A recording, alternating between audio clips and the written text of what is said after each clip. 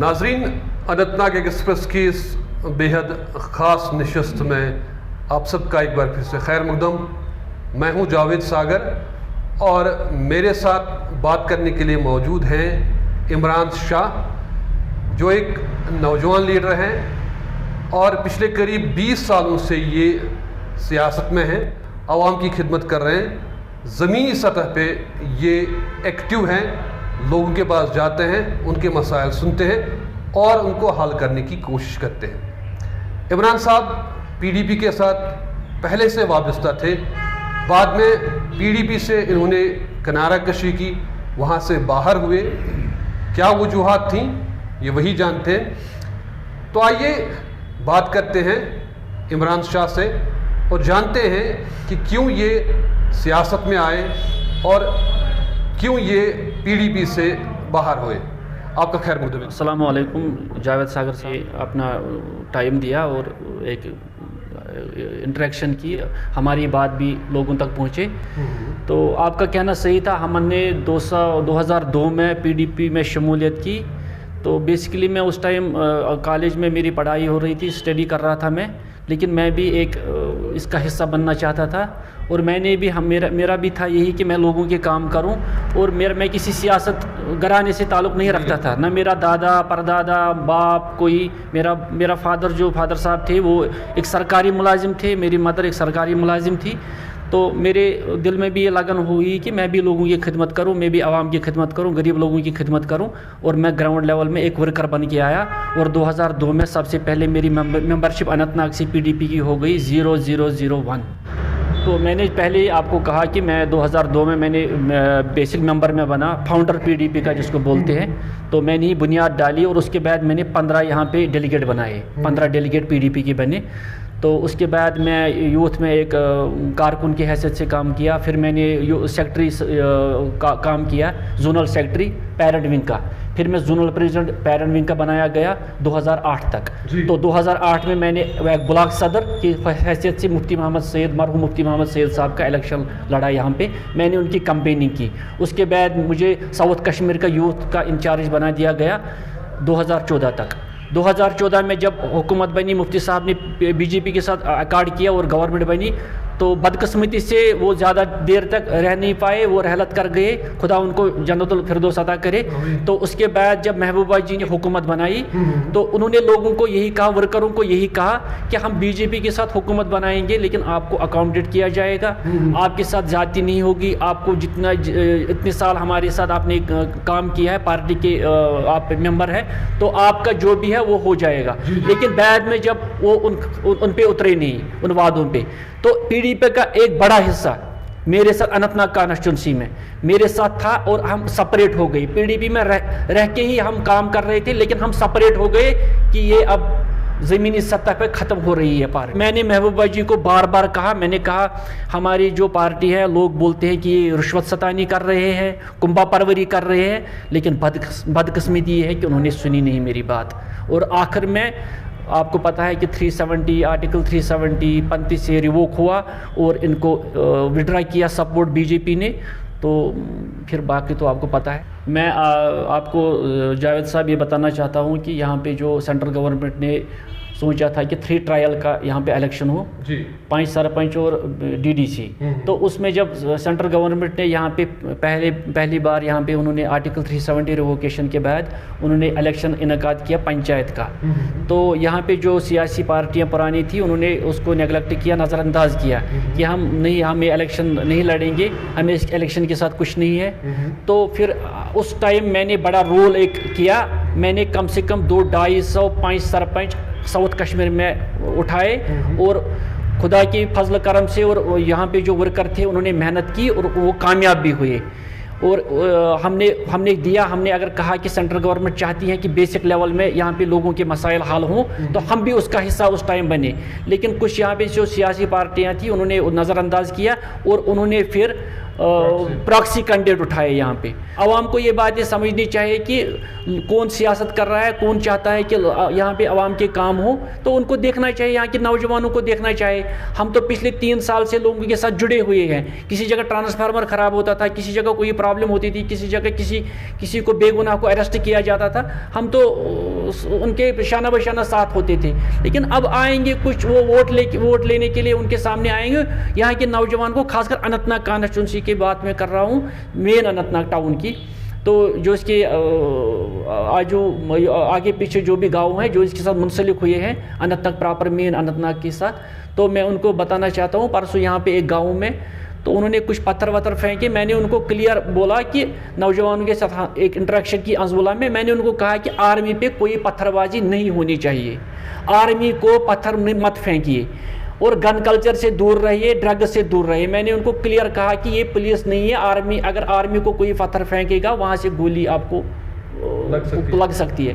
तो वहाँ पे उन्होंने कुछ लड़कों को भी उठाया था, कुछ मोबाइल भी लिए थे, और हमने कोशिश की, हमने उनको एमनेस्टी के तौर पर उनके सीओ साहब से बात की और उनको छुड़वाया कि ये बाकी कभी ऐसी हरकत नहीं होगी। तो उन्होंने भी, हम उनको अप्रिसिएशन करते हैं आर्मी के अफसरों को कि उन्होंने भी उनको ये दिया कि आप एक बार आपको मौका फराहम करते हैं कि दोबारा ऐसी हरकत नहीं होनी चाहिए। आप चूँकि एक नौजवान लीडर हैं, आप आवाम के बीच जाते हैं, नौजवानों के बीच जाते हैं अनंतनाग में खासकर, तो आपको क्या मसाइल नौजवानों में नजर आते हैं जब आप नौजवानों से बात करते हैं, नौजवानों से मिलते हैं, आप गांव-गांव घर-घर जाते हैं, तो नौजवानों का रुझान सियासत की तरफ किस तरह है और वो क्या सोचते हैं एब्रोगेशन ऑफ 370 और विभिन्न किसी के बाद? आपने जावेद सागर साहब, आपने सही सवाल किए यहाँ पे, तो ये कहना ज़रूरी है क्योंकि आपकी वसादत से लोगों तक ये बात पहुँचेगी, नौजवानों तक ये बात पहुँचेगी, क्योंकि मैं बेसिक लेवल में बेसिक यूथ के साथ जुड़ा हुआ हूँ। तो आर्टिकल 370 और 35 के तहत सबसे पहला यूथ लीडर मैं हूँ जिसने अर्ली टाइम उसको एक इंटरव्यू दिया था उसके फौरन बाद कि आर्टिकल 370 और 35 के रिवोकेशन के बाद यहाँ का जो नौजवान है वो इसकी तरफ कोई बात ही नहीं कर रहा है। इसके वो चाहता है कि नौकरी की जमानत हो, हमारी जानों की जमानत हो, और यहाँ पे जो है रिश्वत सतानी वो बाजार खत्म हो। और मैं आपकी वसादत से यहाँ पे जो एलजी एडमिनिस्ट्रेशन है मनोज सिन्हा साहब की, उन्होंने एसीबी को इतना मुतहरिक किया, इतनी पावर्स दी कि आज एक छोटा चपड़ासी भी अगर 100 रुपया देता है तो वो 100 बार सोचता है और वो अरेस्ट होता है। तो आपका मतलब है कि करप्शन खत्म हो रहा है? करप्शन खत्म हो रहा है। जो मनोज सिन्हा साहब ने भी खुद कहा, हमने यहाँ पे जो नौकरी दी है क्लास 4 की, उन्होंने कोर्ट भी किया 2-3 लड़कियों का और एक लड़के का। उन्होंने कहा कि कठुआ में एक लड़की मेरे पास आई, वो एक गरीब घराने की थी, उसने कहा कि मुझे नहीं लगता था कि मैं नौकरी हासिल करूं। और मेरे नजर में भी है, मैं जालगाम की बात करूंगा, मेरे नजर में भी वहां पे कुछ घर है वो नौकरी नहीं हासिल कर सकते थे अगर वो रिश्वत सताने का बाजार यहाँ गर्म जो था अगर उस पर कलाकमा नहीं किया। आपका कहने का मतलब है कि आर्टिकल 370 के एब्रोगेशन के बाद साफ सुथरी एडमिनिस्ट्रेशन चलाई जा रही है। यहाँ पे बिल्कुल साफ सुथरी एडमिनिस्ट्रेशन बनी है। लोगों को मुश्किलात का सामना है कहीं कहीं पे, मैं वो नहीं बोल रहा हूँ कि लोग मुश्किलात का सामना है अभी, क्योंकि यहाँ पे जो सरकार बनती है, एमएलए होता है, तो उस तक उनको सीधी रसाई होती है, तो एक कंटेक्ट बनता है ग्राउंड लेवल से एमएलए तक। अभी वो है, लेकिन सेंट्रल गवर्नमेंट ने चाहा यहाँ पे फ्री ट्रायल बने, उन्होंने पंचायत का इलेक्शन किया, फिर म्यूनिसिपैलिटी का किया, फिर बीडीसी बनाए, फिर उन्होंने डीडीसी का भी किया। अब तो इंशाल्लाह इलेक्शन भी होंगे तो एक क्लियर एक रास्ता बनेगा, लोगों की रसाई होगी। लेकिन आर्टिकल 370 और 35 के रिवोकेशन के बाद यहाँ का नौजवान यही चाहता है कि यहाँ पे उसको तहफ़्फ़ुज़ हो, नौकरी मिले और कहीं पर रिश्वत सतानी। और खासकर यहाँ पे नौजवान, अभी हाल ही में हमने एक 15 दिन पहले मीटिंग की, उन्होंने क्लियर कहा कि अब जो है पार्टियां नहीं बन रही है तो एक दूसरे को तनकीद कर रहे हैं, ये नहीं होना चाहिए, उससे मायूस हो चुके हैं। अच्छा, आप नौजवानों के बीच जाते हैं, ड्रग एडिक्शन या जो ड्रग एब्यूज है वो एक बड़ा मसला है हमारी सोसाइटी के लिए, खासकर अनंतनाग में, तो जवानों से आप क्या कहेंगे? जवानों से मेरी यही गुजारिश है कि जो ड्रग्स है इससे दूर रहें, क्योंकि ये एक जो असासा होता है, कौम का असासा, वो नौजवान होता है, नौजवान तबका होता है। मैं आपकी वसादत से ये नौजवानों तक ये एक रिक्वेस्ट, एक पैगाम पहुंचाना चाहता हूं कि वो पढ़ाई की तरह ध्यान दे और इस ड्रग से दूर रहे, गन कल्चर से दूर रहे।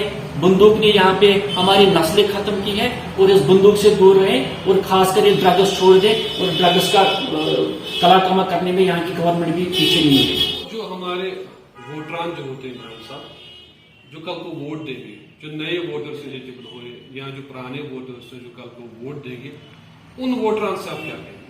जो नए वोटर है, जो नए इसमें एडजस्ट हो जाएंगे, जो रिविजन चल रहा है, शायद अभी चल रहा है रिविजन 25 शायद 24 25 नए एलिजिबल वोटर्स जो है, तो मेरी उनसे यही गुजारिश है कि आप देखिए जो 50 साल से यहाँ पे हुकूमत करते आ रहे हैं, 2 खानदानों ने यहाँ पे पूरा बेड़ा गर्क किया है कश्मीर का, और खाली वही कुछ बोलते थे कि वो सब्ज वो कपड़े में पाकिस्तान का नमक दिखा रहे थे। अब तो यहाँ पे जो नौजवान है वो अवेयर हुआ है, अब उसको पता है सही क्या है गलत क्या है। तो मेरी आपके वसादत से मेरे नौजवानों से गुजारिश है कि जो नए चेहरे हैं उनको मौका फराहम किया जाए।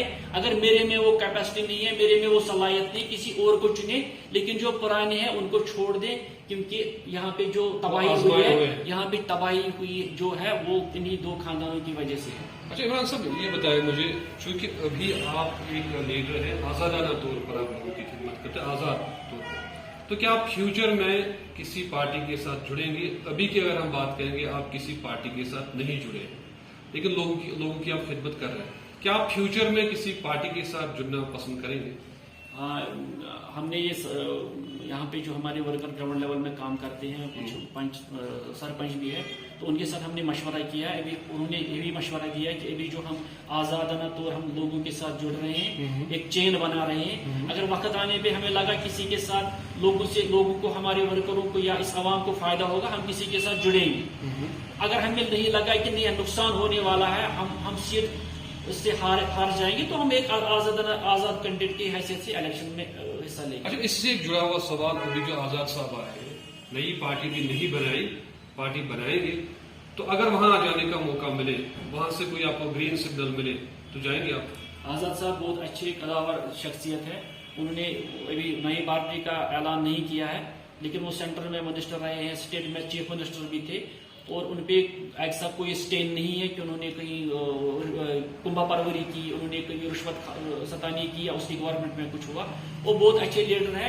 मैंने आपको पहले ही कहा कि हम वर्करों के साथ मशवरा करके जहाँ पे हमें ठीक लगेगा कि हम सीट जीतेंगे, हम सीट यहाँ पे बड़ी अक्सरियत में जीत हासिल करेंगे, हम उसका हिस्सा बनेंगे उस पार्टी का। आखिर पे अनंतनाग के आवाम के लिए कोई संदेश? कोई हमारी आवाम, अनंतनाग की आवाम, गुजर आवाम से ये गुजारिश है, खासकर नौजवान तबके से, हम पहले उनको शुक्रिया अदा करते हैं कि 2020 में उन्होंने हमें काफ़ी मेहनत करके ग्राउंड लेवल में हमें रनर अप मतलब यहाँ पे बनाया, तो हम उनका शुक्रिया अदा करते हैं आज फिर से एक बार।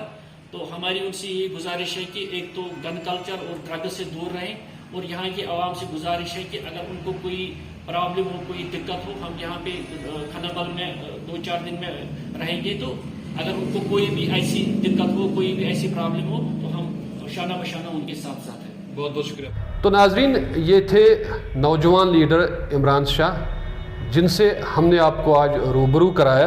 इन्होंने बात की आर्टिकल 370 पे, 35A पे, नौजवानों के मसाइल पे, ड्रग एडिक्शन पे, जो आवाम को यहाँ अनंतनाग में मसाइल है उन पे बात हुई।